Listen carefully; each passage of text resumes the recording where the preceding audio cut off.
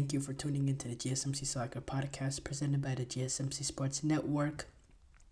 Your support means a lot to us. We're so excited. We have a great show for you today. We will be covering Aston Villa defeating Bayern Munich in the Champions League. We'll also talk about Real Madrid's shock loss to Lille as well. Then we will do a reaction to Pochettino's first squad announcement ahead of friendlies against Panama and Mexico. And then we'll do a recap of today's Champions League fixtures, obviously not including two of the earlier games that we discussed in earlier segments with the Bayern Munich Aston Villa game and the Real Madrid shock loss to Lille. And make sure you stick around for the end of the show where I'll be giving you some of my reactions to some of the top headlines in the soccer world today. Before we start off, if you have a question during the show, we want to hear it. Your input is a big part of what makes this show successful, and we thrive on your energies and insights. Whether it's a quick comment, a thoughtful question, or an opinion you just have to share, don't hesitate to drop it in the chat. And if you want to make absolutely sure that your message stands out and gets featured on the show, there's also an easy way to do that. Use the super chat feature. Just click the $ at the bottom of the chat box to send in your super chat. This guarantees that your message gets on the air. And it's also a really fantastic way to support our channel. We provide your support to keep bringing you the sports content you love, and we appreciate every bit of it. So go ahead, let us know what you're thinking. Hit that super chat button, and let's keep this show as interactive and exciting as possible. And if you prefer, you can always go to the GSMCpodcast.net to tip, donate, and leave a comment or question there. We couldn't do what we do without your amazing support, and we're so thankful to have you as part of our community. We really are. We're really so thankful. Y'all are a great part of this community, the most important part of this community. But yes, we do have to start off with Aston Villa, playing in their first ever edition in the Champions League, have started perfectly. 2 wins from 2. They had that opening day win over Young Boys, which, this new team, not much Champions League experience, going away to Switzerland and handling Young Boys the way they did. It was pretty impressive. Now we saw from yesterday when Young Boys took on Bayern Munich. Not Bayern Munich. Barcelona. Young Boys weren't the most, it's not the most talented of teams, but to go away and defeat them the way that they did, with the inexperience in playing in the Champions League, was very impressive to me. And then now in this second game, taking on a Bayern Munich team that's been amazing so far to start off this, this season. They've had ridiculous outputs in terms of scoring goals. They scored 5 past Werder Bremen, 9 past Dinamo Zagreb, 6 past Holstein Kiel, 4 past SSV OLM in the opening day of the first round of the DFB Pokal. And they're so far they have not, they've won every single game besides the Leverkusen draw that they had this past weekend, in which they dominated Leverkusen, and they were deserved winners of that match if you look at just based on the performance of the game. But today, Aston Villa did a really good job being able to neutralize in the attack. Yes, they had more possession and they had more shots statistically, but they never really, they lacked that cutting edge in attack. Olise, he got the ball in a few areas, not really that threatening. Gnabry, he had an opportunity himself where he, should have played the ball across to Kane. Instead, he decides to go for himself from a tight angle, and he hits the side of the side netting. But apart from that, it wasn't like Bayern Munich really peppered, Emi Martinez. Emi Martinez, he did have to make a few saves at the end, 2 clutch saves, especially the one, the one in point blank range from Gnabry. But apart from that, I thought they did a good job in neutralizing Bayern Munich's attack, Aston Villa. I did.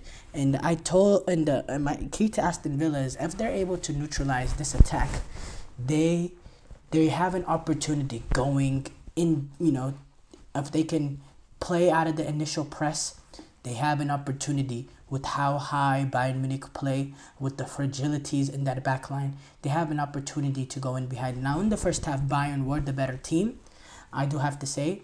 But, Aston Villa, they had a few opportunities in transition where if they could, if they could get that final ball right, if Ollie Watkins could just have one half step on Upamecano, he was probably in. And Upamecano, you could argue, because of how high that they were playing, because of how open that they were, because of the defensive fragilities of Upamecano, he probably could have been sent off in that first half. There was that, in my opinion, it was tight, but they deemed it to not be a foul. And I don't know if they would have gave a straight red card just because of how far he's out from goal. But, if they call a foul, there's nobody between Watkins and the goal, because Upamecano is not goal side of him. There's nobody between Ollie Watkins to the goal. Now it's almost 40 yards out, and it would have been a difficult decision for the referee to make. But that was a potential denying goal scoring opportunity. There was another play where he had to stop in transition. Upamecano made a foul. You could have argued, that should have been a second yellow because of what, that initial play should have been that first yellow. So, Upamecano, he was testing it. He was testing the official in that first half, I do have to say. And he was put in fragile situations. We already know Upamecano is not the most, he's not the most solid of defenders from what we've seen recently from him over these past year and a half or so. But at the same time, though, Aston Villa, they played at the same time though, Aston Villa, they had their opportunities in that first half where, specifically Ollie Watkins, where it could, if one or two things goes, all the way, they could have been in a few times. Apart from that, Aston Villa didn't really create much clear-cut opportunities in that first half. It was Bayern. Bayern were the better team. Bayern were the ones that were playing better football. But they stayed in it. And in that second half, it was pretty even. I do have to say, Bayern Munich didn't look as potent as they did in the first half, didn't dominate the way that they did in the first half, and it was a pretty even game. And Bayern did struggle. They did lack that cutting edge, and it was going to take one opportunity from Aston Villa because of how open they were, and that came through Jean Duran. The ball played in behind to Jean Duran. Manuel Neuer, what he's done brilliantly has been that revolutionary sweeper keeper, where he's with how high that Bayern Munich have traditionally played over the past decade or so. Neuer, being that sweeper keeper, sweeping out balls played in behind. He's been very, very vital, but this time around, he just completely misjudged it. He wasn't going to get anywhere near it. He realized it quick, and he came out initially, he realized pretty quickly that he was getting nowhere near that ball. He tries to retreat, and he just can't get back anywhere near enough. Jean Duran, and it's a wonderful finish too from Jean Duran.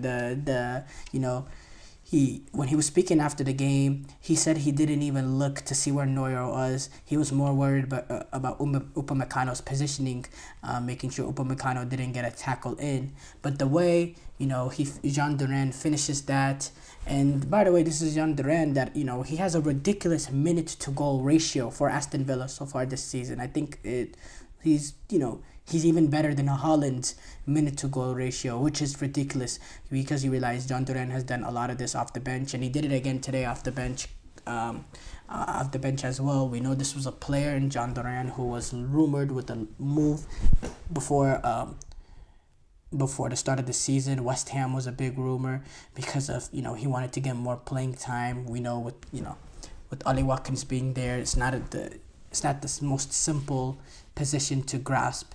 But so far, he's been brilliant off the bench. He's been a real impact for Aston Villa. I do have to say he's been an impact. But yeah, another thing I do want to, Unai Emery, what a manager! This is Unai Emery. He's made a career out of getting teams to play individually better than the sum of their parts. This Aston Villa team, they're a really, really good team. But individually, you know, individually, they're probably not a Champions League team. They probably should not finish into the top four. Individually, there are more than four teams with more individual talent than Aston Villa, but they're well set up with a world-class manager. And Unai Emery, he's done a great job of doing that for clubs like Villarreal, for clubs like Sevilla. He's gotten, he led Villarreal to a Champions League semi-final. The year before, they won the Europa League. He's a brilliant manager, Unai Emery is. A brilliant tactician. His in-game being able to adapt to other teams, the way he manages in tournaments as well. And I thought his specialty was the tournaments with what he's done in the Europa League and reaching and leading Villarreal to the Champions League semi-final. But what he did for Aston Villa as well in the last Premier League season, getting this team into the top four. So far this season, they've started off really, really well as well with I believe 4 wins, a loss and a draw.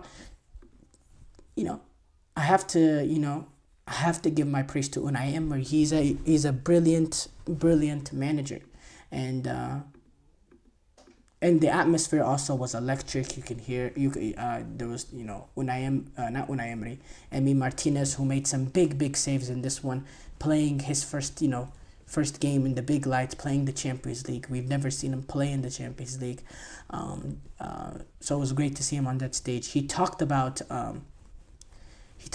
how his ears were hurting because of how loud the Aston Villa crowd was, and he's never heard them like that. Yeah, it really is. Like I do have to say, Upamecano. As far as Bayern, we know Upamecano. They need to sort out that Upamecano-Kim partnership. Upamecano, I just don't know. Didier Deschamps, managers have backed him.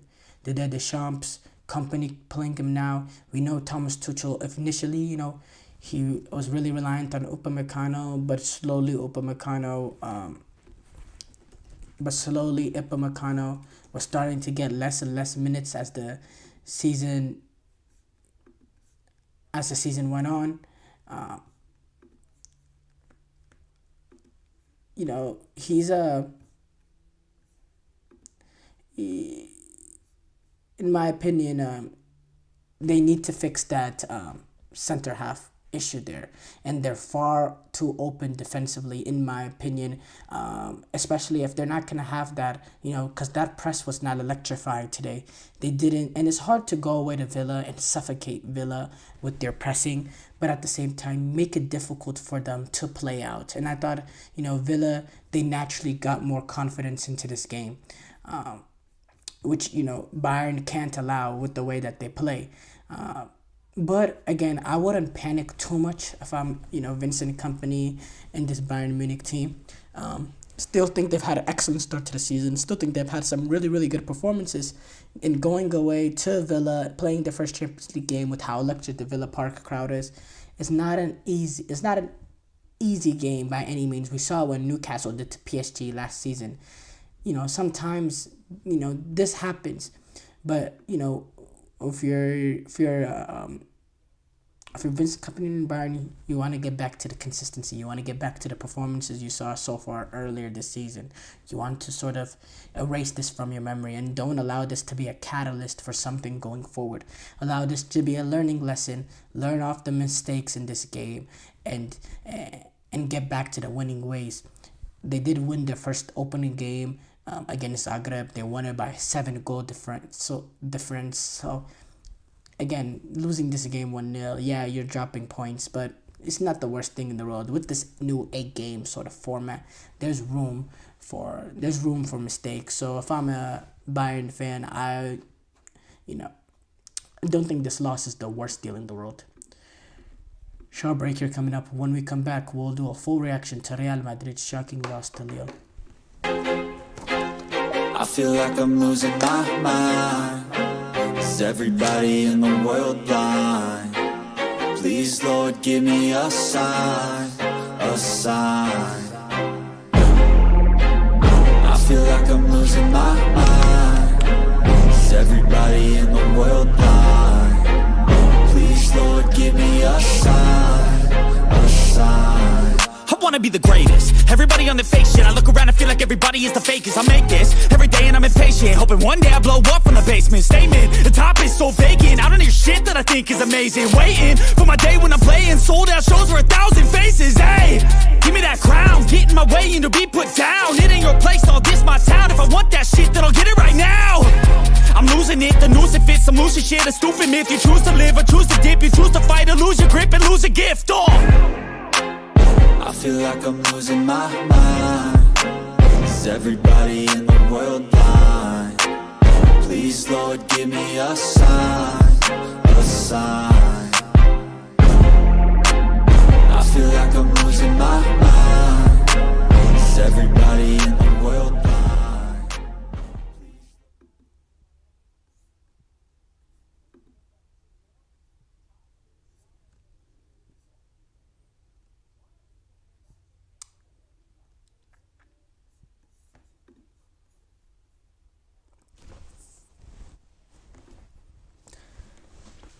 Before the break, we discussed Villa defeating Bayern Munich. We move on to discuss Real Madrid. They suffered a shock loss to Lille. Today, they lost in a goal shortly before the halftime whistle in stoppage time, in the first half stoppage time. Jonathan David penalty.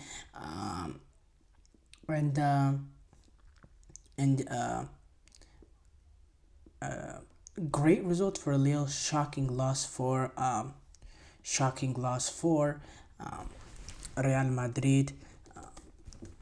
By the way, fun fact regarding this game, I was just reading this on a tweet from Joe Laurent, journalist for ESPN, and it's really fascinating stat. Bruno Genesio, French manager for Lille, he's also managed for Rennes, Lyon. He's only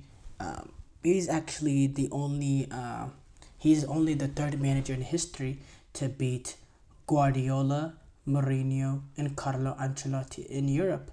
The other two are Klopp and Simeone, which is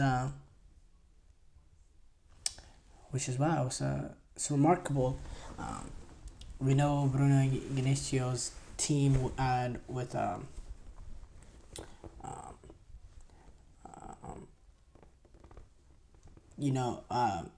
I think he was the manager of the Lyon team that defeated Manchester. No. That Lyon team did not defeat Manchester City. Actually,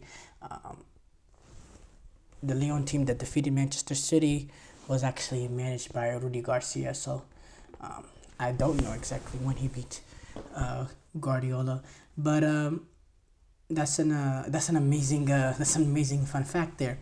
But yeah, overall, shocking results, shocking performance. You look at the statistics: 7 shots for Lille, 12 shots for Madrid, 3 shots on target for Lille, 6 shots on target for Real Madrid, 42% possession for Lille, 58% possession for Real Madrid. For me, it was just surprising. You're 1-0 down to Lille in the second half, and I couldn't really tell the urgency that the Madrid players were down. You couldn't really tell. If you were watching the game, you couldn't really tell that the Real Madrid was down.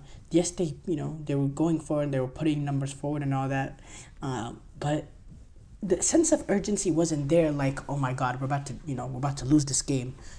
In my opinion, if you covered up the scoreline, you wouldn't have been able to tell if Real Madrid was the team that was down. It was just unbelievable. By the way, this is Real Madrid's 14-game UCL unbeaten run. That's been broken. And Jonathan David, by the way, the Canadian, he's the one that got the winner shortly before halftime with that penalty kick. And it's an important will also at the important Lille. It's an important win for Lille, because you remember Lille are coming off that opening day disappointing loss to Sporting Lisbon. They lost 2-0 in the Champions League, so getting points here was very, very necessary, and to get all 3 points against Real Madrid is the most perfect situation. I was just overall surprised. Now, Kylian Mbappe, who I'm surprised was able to make the injury return as quickly, because it seemed like it was a week ago that they announced that he was going to be out for, at least 3 weeks. Turns out not the case, but turns out it wasn't the case. He made an appearance in this game. Didn't look all that great, I do have to say, though. Didn't look all that great, in my opinion. I didn't really, he didn't look like the way he looked, in the 5 games before the injury, where he had a 5-game run of scoring goals. It seemed like something was lingering there with Mbappe, which is understandable. This is his first game being back. There was one moment where he lost the ball in a bad area and put Real Madrid in a little bit of a compromised position. It's just overall, it was just not good enough from Real Madrid. And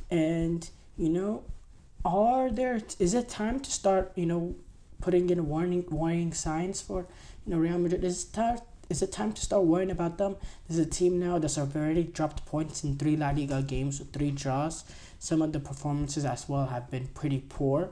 And then now with this loss to Lille, a team that, Real Madrid or individually have much more quality than, should never be losing to. These are the sort of games that they lose Real Madrid in years that they're having down years, that they don't go on to win the Champions League. These are the sort of results that they get in years that they're, that they're not really successful in. If you remember Real Madrid, in that year that they didn't win the Champions League, where they got eliminated by Chelsea, they had some struggles in that group stages. I believe they lost to Shakhtar Donetsk at home. They were struggling against the likes of Mönchengladbach. They were really struggling against the likes of Mönchengladbach. I think it took a late equalizer to get a point going away to them.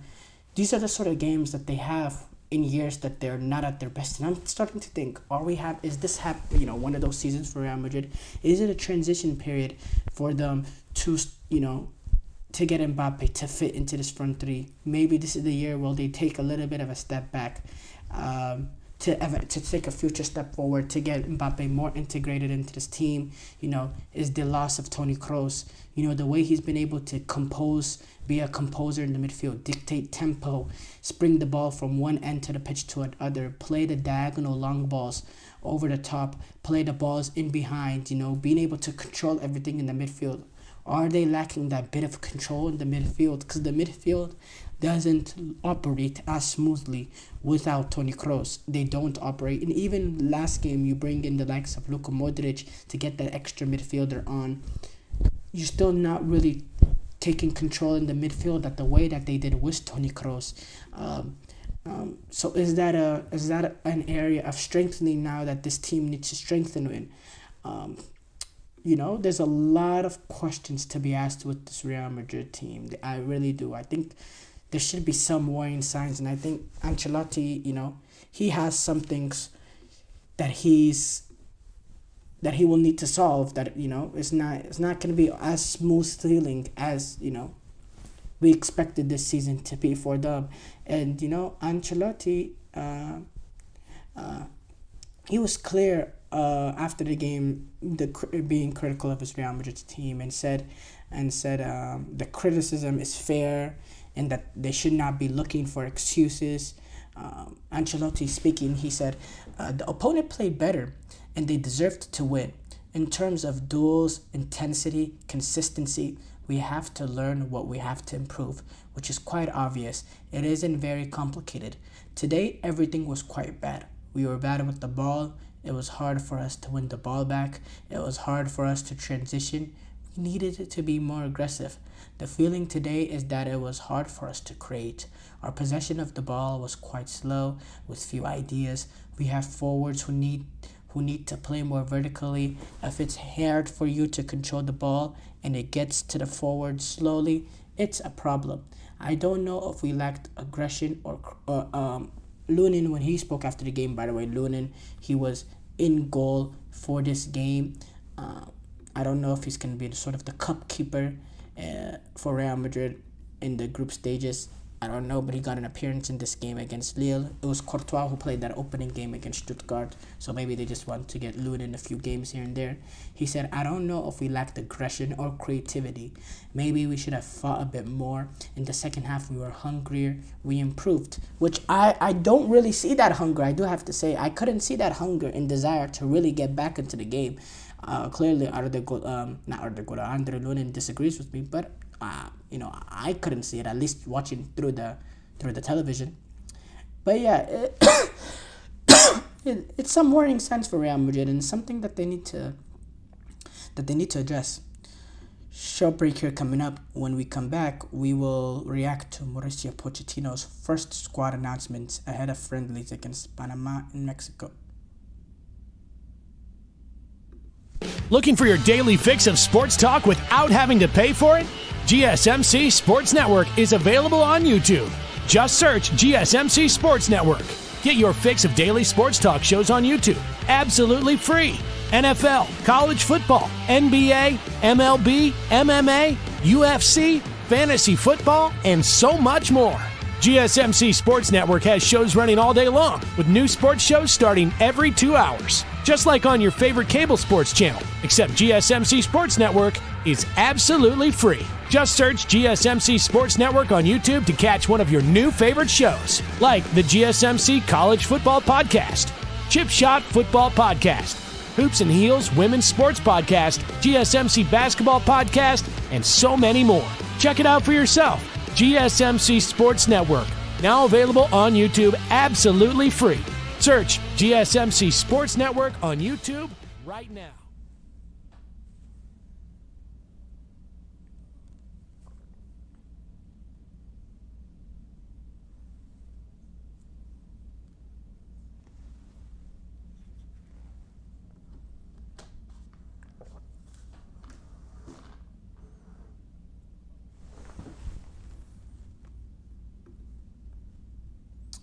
Before the break, we did a full reaction to Real Madrid's shocking loss to Lille.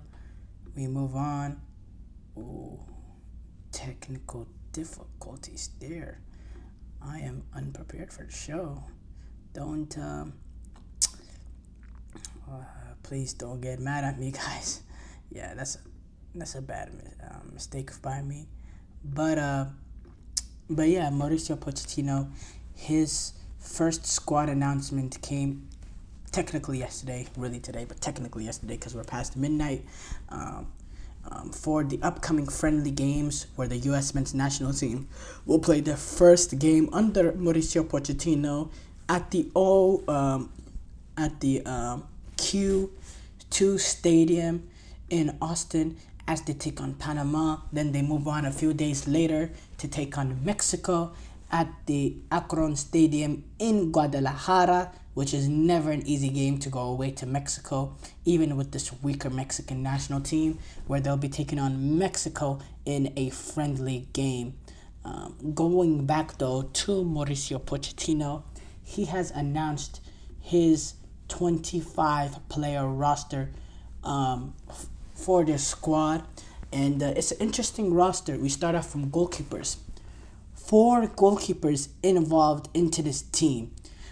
Ethan Horvath, who's right now the bench player for Cardiff City in the Championship.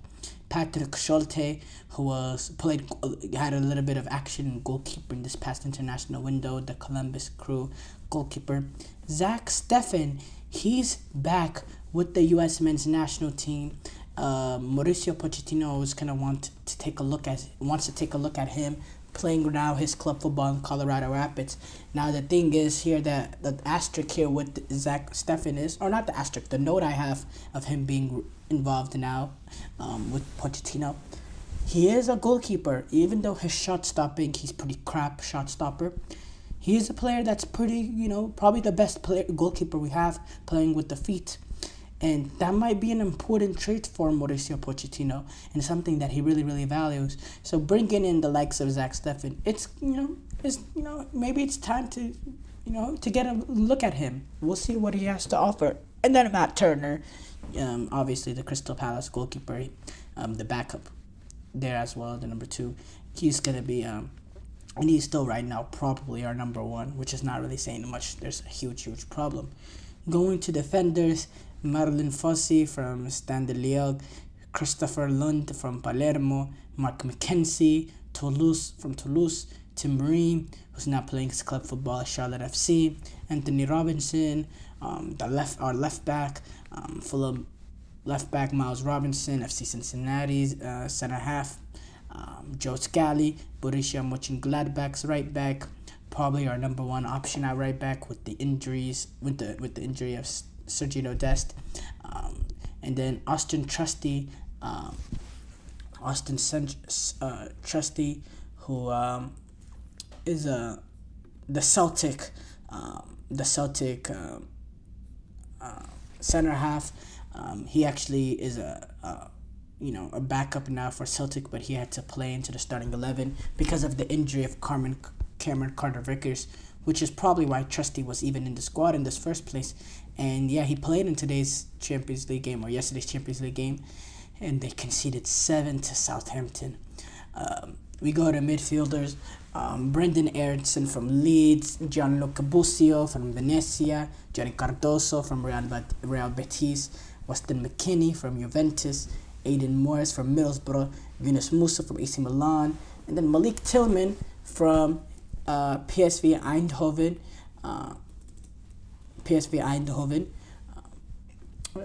Folarin Balogun from for forwards. Sorry, I started to go to forwards without saying forwards, but for forwards you have Folarin Balogun playing for Monaco, Ricardo Pepi playing for Eindhoven, Pulisic playing for AC Milan, having a standout year, Josh Sargent playing for Norwich, Timothy Weah playing for Juventus, and Haji Wright playing for Coventry. The road to the 2026 World Cup begins in a few days now for Pochettino, as this training camp gets onto the way, and we don't have that much time for between the World Cup, and we don't have World Cup qualifiers to help us prepare for that World Cup. We're automatically qualifying for the World Cup, which is, yes, a blessing.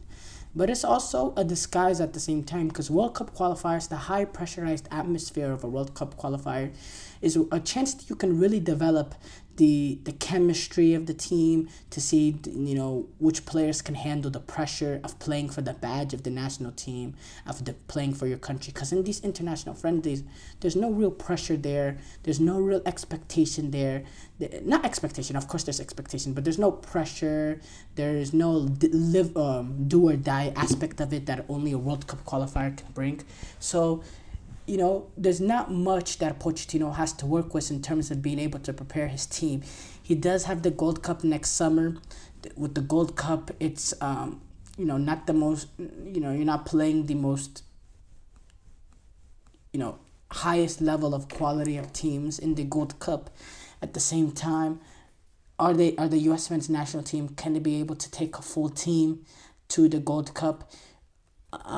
Thinking with this being Pochettino, he, first, only real tournament before the World Cup, I would think maybe Pochettino should take it seriously in the fact that you want to get the first team together, want them to develop more chemistry, want Pochettino more time to really be able to,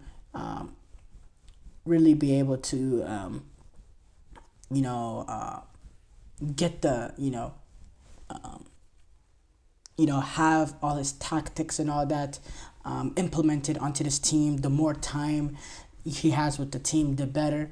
But at the same time, it's a little difficult logistically with a lot of your top players going to be involved in that Club World Cup in the summer. That's actually also going to be hosted in the U.S.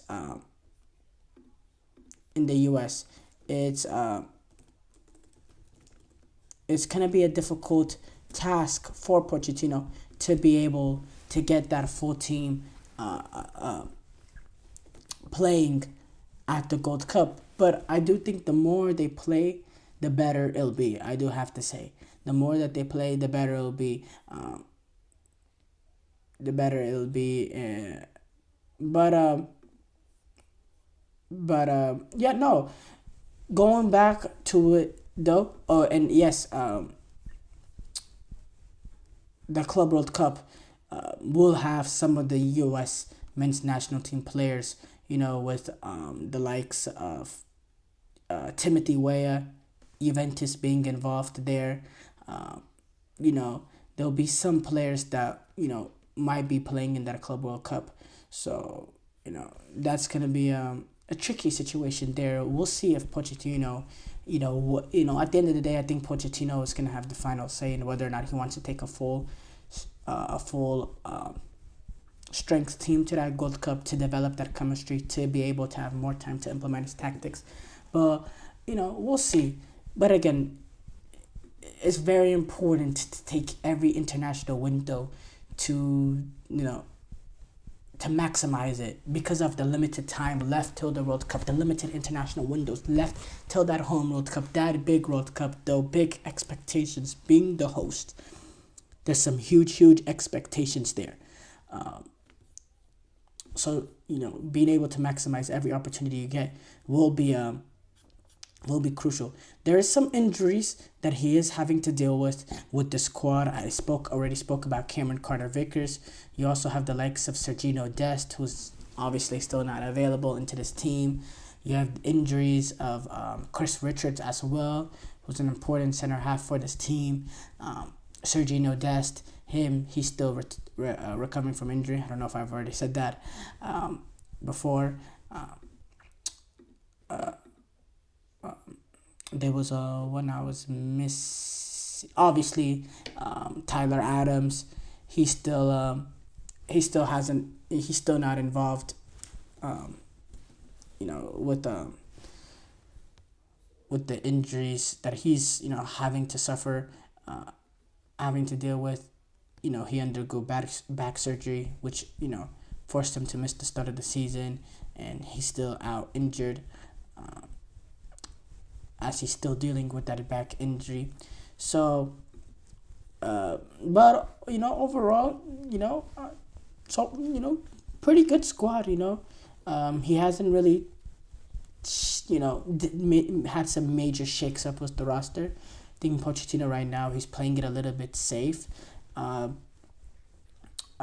lot of the players were involved in this summer's Copa America run.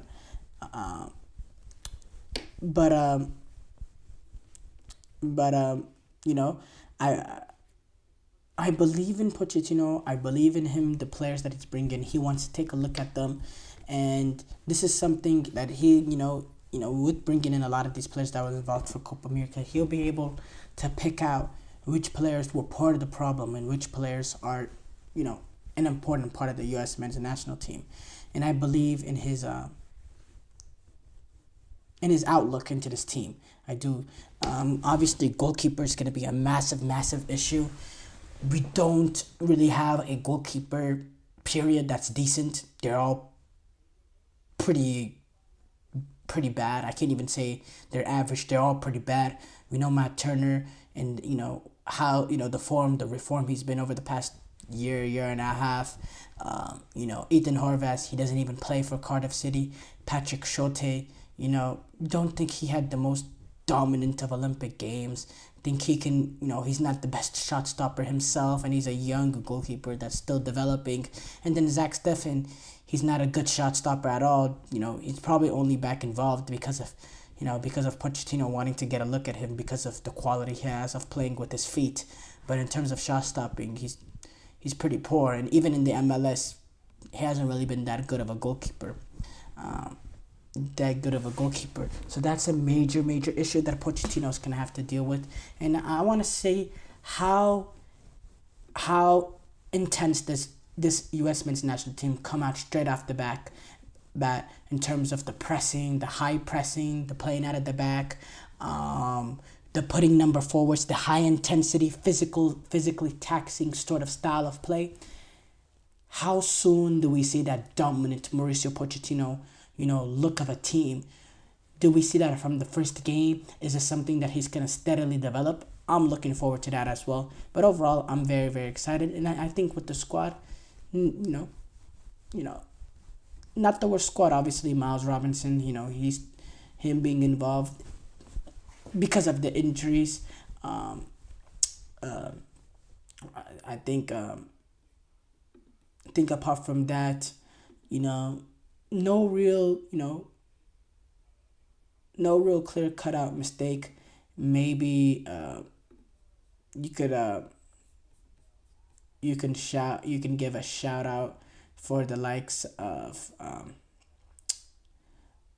no, I think overall Pepe, Balogun, Pulisic, Sargent.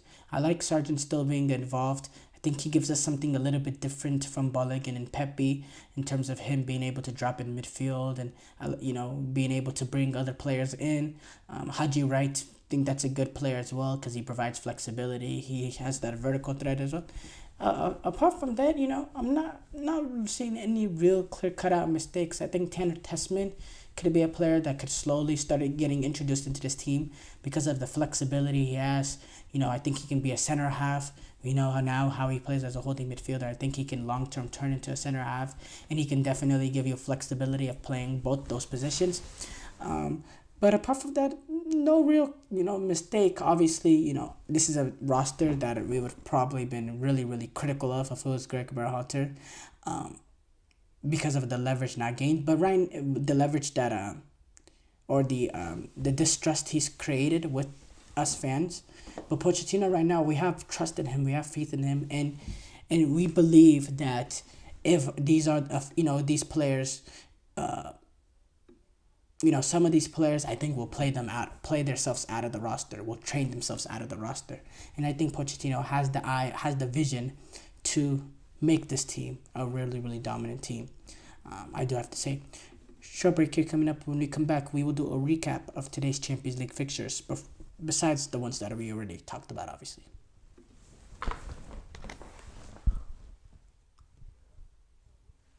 For the best and latest podcasts available anywhere, go to the podcast app on your cell phone and type in GSMC to access free content-rich podcasts on health and wellness, book reviews, sports, entertainment, relationships, social media, movies, technology, finance, and even weird news. Subscribe and download the GSMC Podcast Network's family of shows, available everywhere podcasts are found.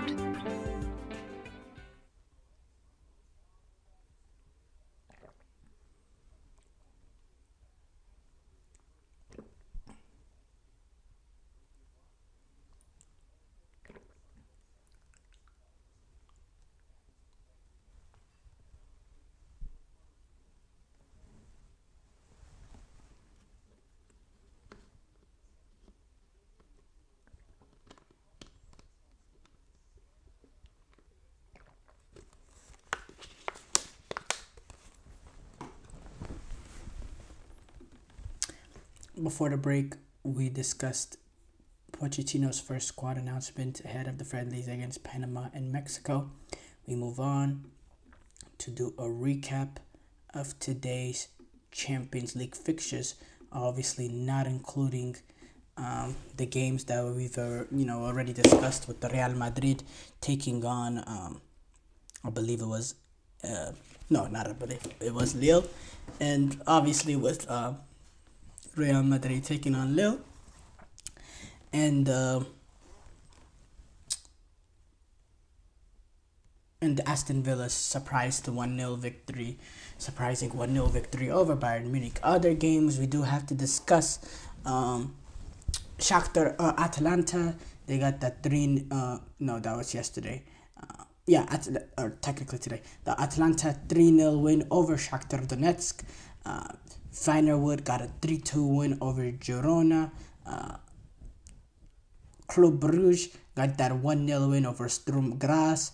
Dinamo Zagreb and Monaco finished 2-2.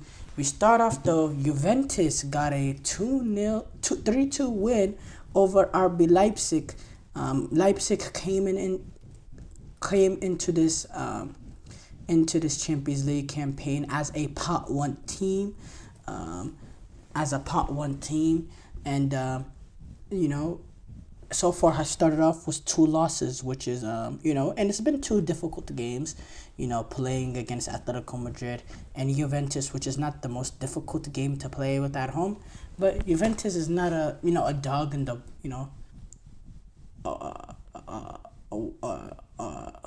I don't even know what kind of cliche I was trying to make, what metaphor I was trying to make, but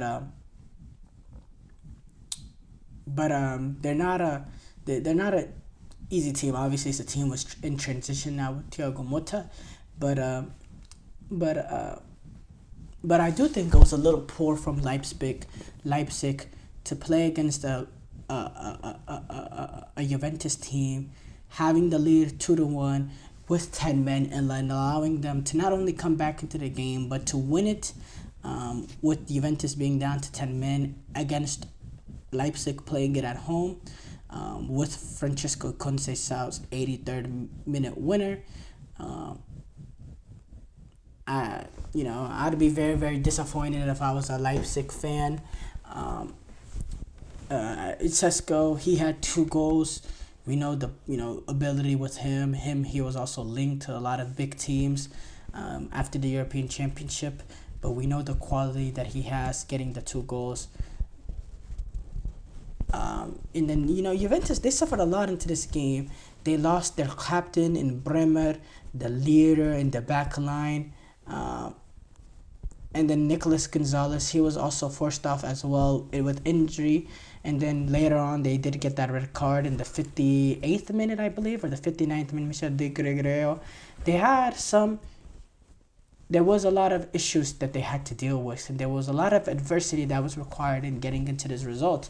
And if you're a Juventus fan coming out, the way you lost 2 players to injury, and it's hard. You're losing players to injury, you're forcing substitutions, and then you go down a man later on in the second half. It's hard for a manager in that position to be able to adapt because you don't have access to the substitutions like you did if you didn't suffer those injuries. Your bench is already thinning, so it was it's a difficult place for Juventus, and to do this all on the road and to not just come back and get that equalizer, but to win the game.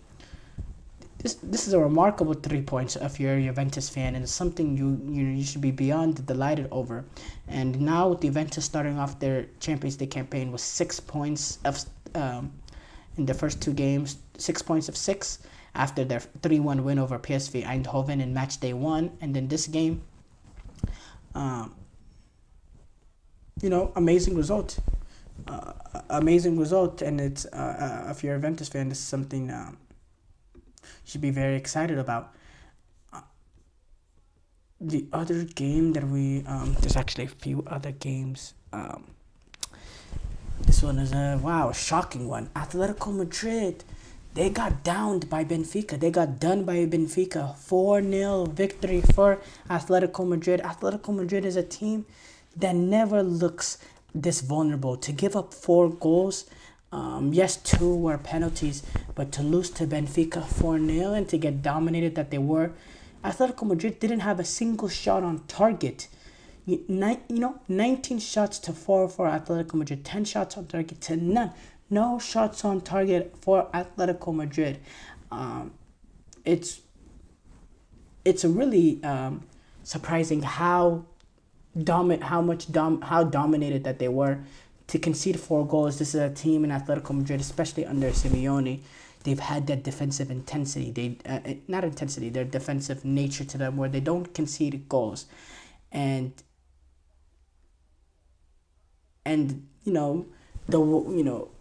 it's a team that's defensively solid, and to look as open as they did, I'm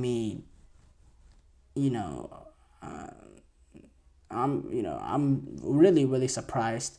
Simeone, he said, I always like to think positively, and I think it's an opportunity to keep improving.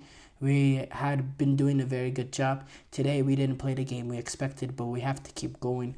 We played badly. We have to accept that we didn't play well. The substitutions didn't give us the spark that they gave us at other times. We played badly. They were better, and we have to accept that.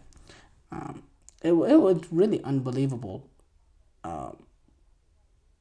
in my opinion, how open that they were. And Atletico Madrid, they looked woeful. They really did. Di Maria, he continues to add on to a great career. What a player he is. And speaking of Atletico Madrid defense, the mistake that led to the Turkoglu goal is just not Atletico Madrid's DNA. And then it was another mistake that led to the penalty that Di Maria was able to take advantage of. And then down the stretch, with Atletico Madrid being down 2-0, yes, they were trying to get numbers forward, but they didn't create any clear-cut opportunities. And when, Benfica was going the other way, they had time and space and they really made Atletico pay on the counterattack, and it ended up biting them when they conceded another penalty later on to make it 4.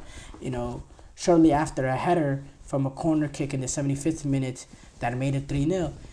Just overall, really, really surprised. And if you're Atletico Madrid, this is a learning curve, to say the least. Liverpool started a really good start to the season, continues. This is a Liverpool team that's won every single game that they played this season, besides that one bad result where they lost to Nottingham Forest. They've been brilliant this season. This is a team in Liverpool that look like, they are legit title contenders. They're legit UCL contenders. They're playing some really, really good football. McAllister getting on the score sheet. He's been really good this season. Mohamed Salah continues to add, his ruthless nature to score goals. And it was an absolute brilliant goal as well. Arne Slot not being satisfied as well, saying he wasn't delighted with the performance, and there was a lot to improve. But look, I'll tell you what, they were still really, really good.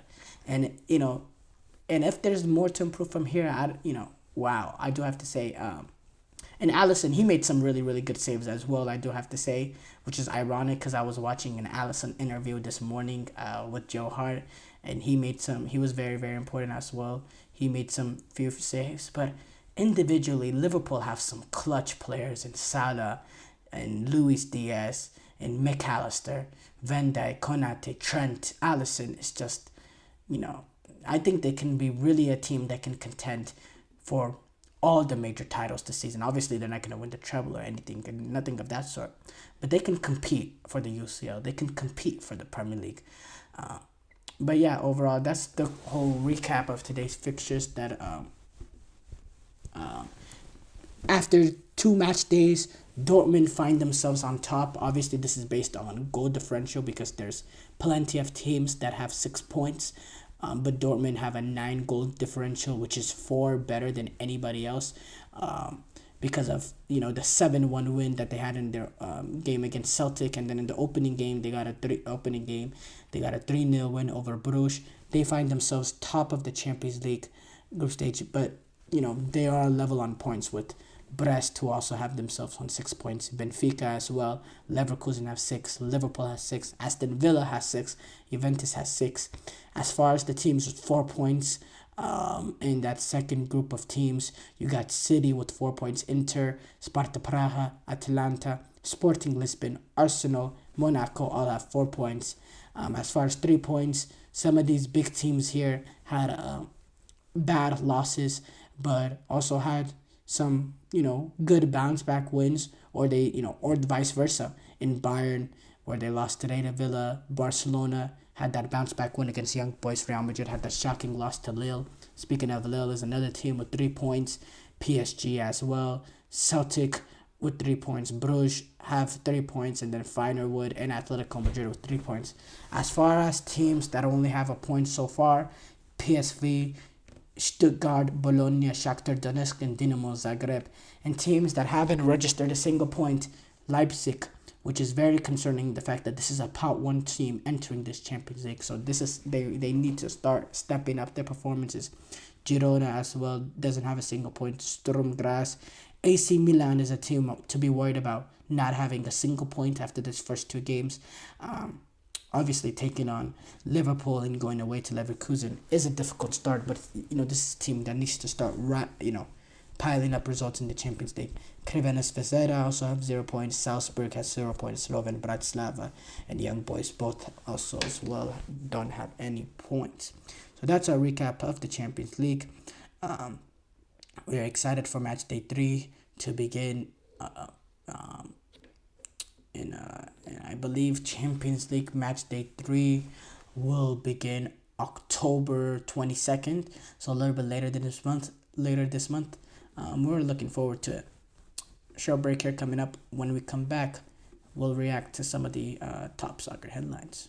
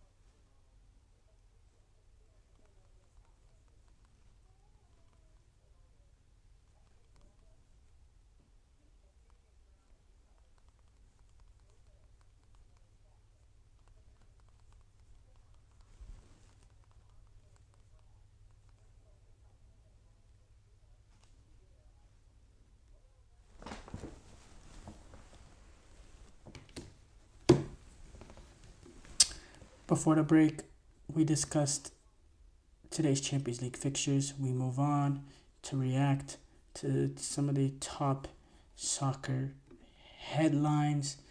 And we start off with Erik ten Hag, who obviously finds himself in a vulnerable position. He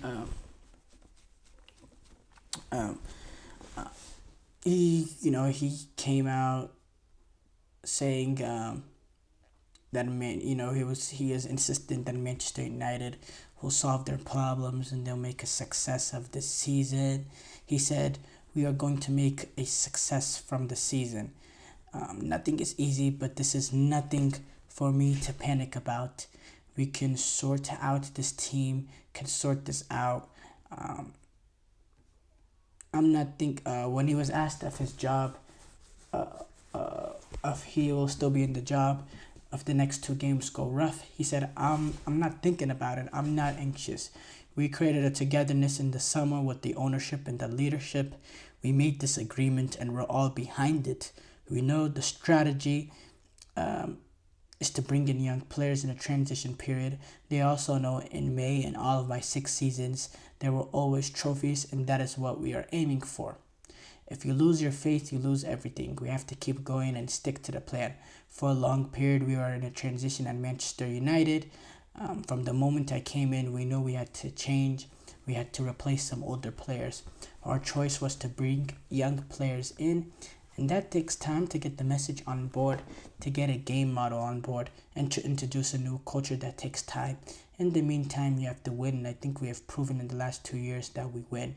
I've proven in my career that I will always win. The last 6 years, I have 8 trophies. Yeah, look, that may be factual correct, but this United team is just not good enough. They're mediocre. Too many average performances, too many bad results, too many bad performances. So at the end of the day, you can discuss. He also said they need to be mad and motivated and take their anger out against Porto. All this talk is cheap. We need to see performances and the results on the pitch. At the end of the day, the talk is just talk, and it's not going to take Manchester United anywhere. It's not going to get the fans confident with Erik ten Hag. They're not going to have belief. So, yeah. Inter Miami, they completed their first objective of this 2024 MLS season. They won the Supporters' Shield with a 3-2 victory over Columbus Crew. Messi, he had a goal as well to help them win that game. Zubin Mendy, he has stood by he's doubled down on his decision not to join Liverpool. It was reported that Liverpool's top choice midfielder was Zubin Mendy, and they tried to pursue him, but Zubin Mendy, he decided to stay at the club, at Real Sociedad, the club he spent his entire career. When speaking about it, he said, "Of course, I don't regret it. I can't think that way after 4 or 5 games at the start of the season. I made my decision from within. I thought it was the best thing to do. The results don't affect me. I see potential in the team. It was the best thing to do. The results don't affect me. I see potential in this team. You have to watch us train. I'm excited about having a good season." In the end, like in every transfer window, things always come up. This summer, it was my turn. There are things that happen, and you have to deal with them in the best way possible. It is true that I was a bit uncomfortable with everything, especially the noise. But in the end, I isolated myself and made the decision that I thought was the right one. And I respect his decision to stay at his boyhood club, to continue to fight at Sociedad, to get them back into, Champions League football and battling. So, yeah, salute to him.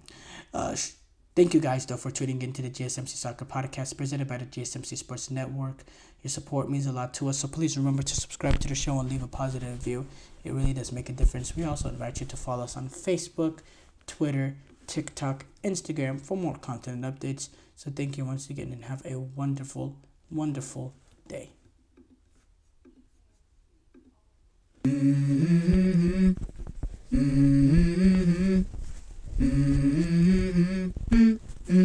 Let's go. I wake up to a little bit of drool on my pillow, feel like it's gonna be a